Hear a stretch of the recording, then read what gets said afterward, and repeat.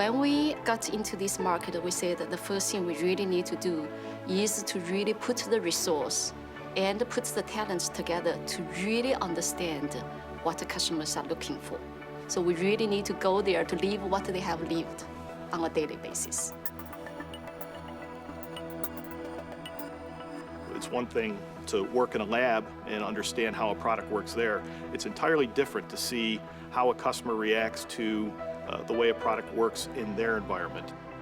Understanding their job and what it is that we can do in our products to make that better. So the team takes that information and then we put world-class engineers on the project and we add some innovation to it, and then we cycle back with the customer. We bring the customer back in to confirm whether what we've done is really what they intended. It was amazing to me the number of customers that we've actually talked to about the design and got input on the design that came up to me and said, I can't believe you did what we told you to do. So I think they're really tuned in. And I think that's so important to any company, to tune in to the voice of the customer and to listen to what the technologists are saying. Once you have observed their workflow, the challenges they are facing, it's actually not as difficult as we thought to come up with innovative products, because there have been a lot of needs have been ignored to a degree. We just went there to understand it, uncover it, and then we did something with it. That's the difference. We did something with it.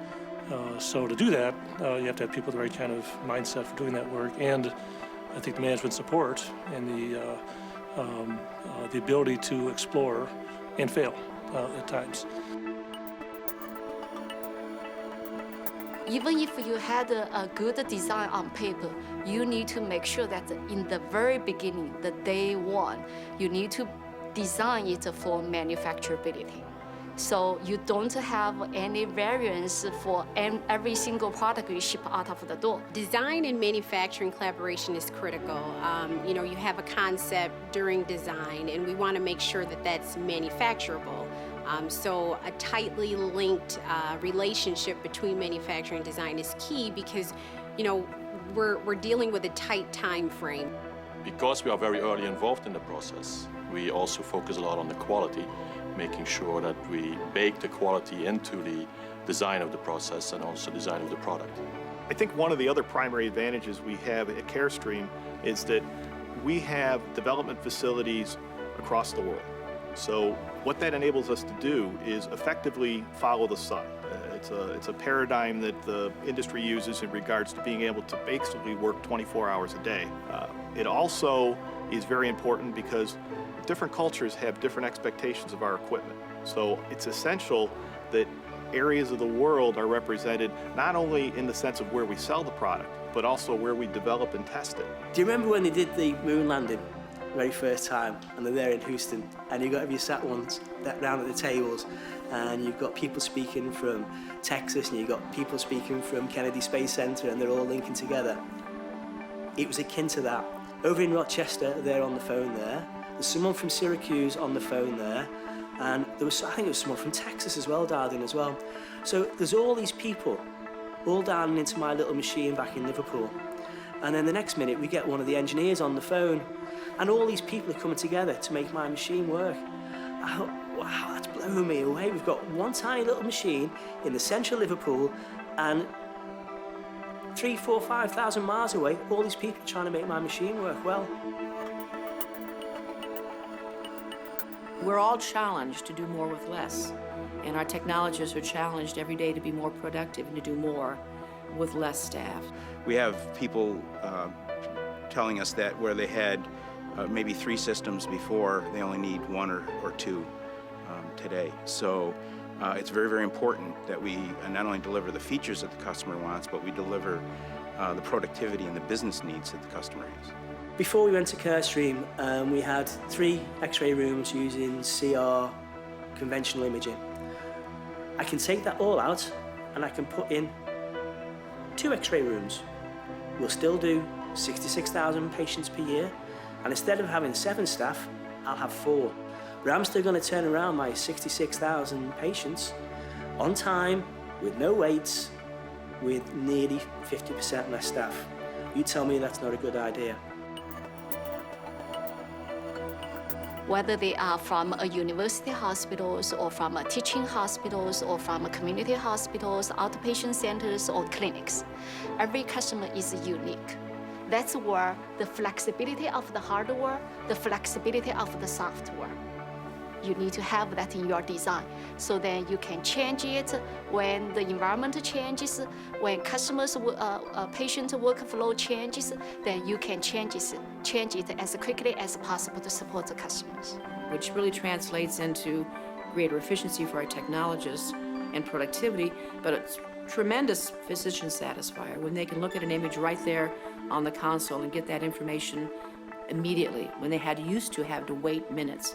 Minutes really translate not only to dollars, but it also translates into patient care. We are dedicated to the X-ray business. We're dedicated to provide solutions to customers, and we're there at the point of sale, and we're there long after the point of sale in terms of maintenance of the equipment, and upgrading the features.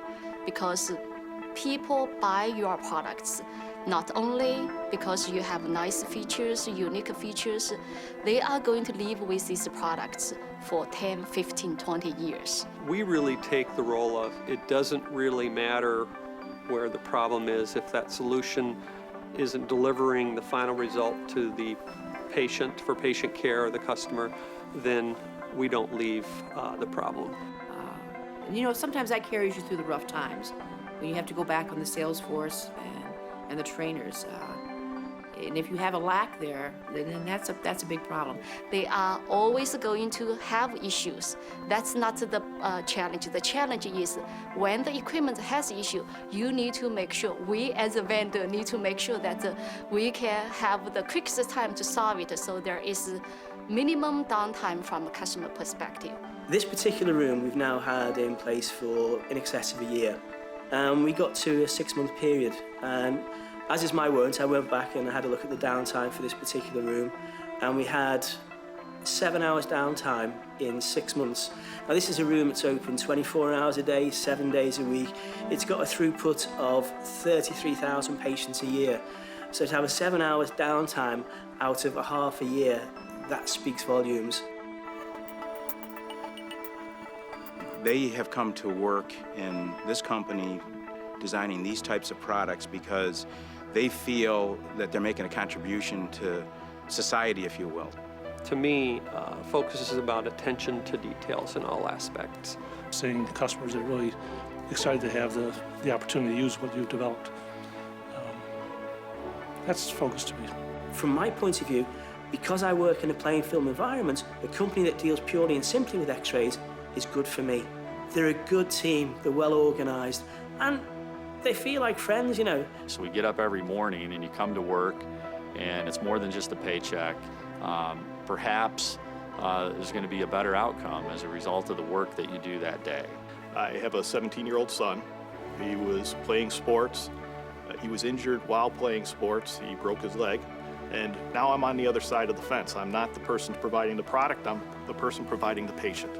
So it was extremely rewarding for me to be able to walk through the process and witness our equipment being used in the care of my own son.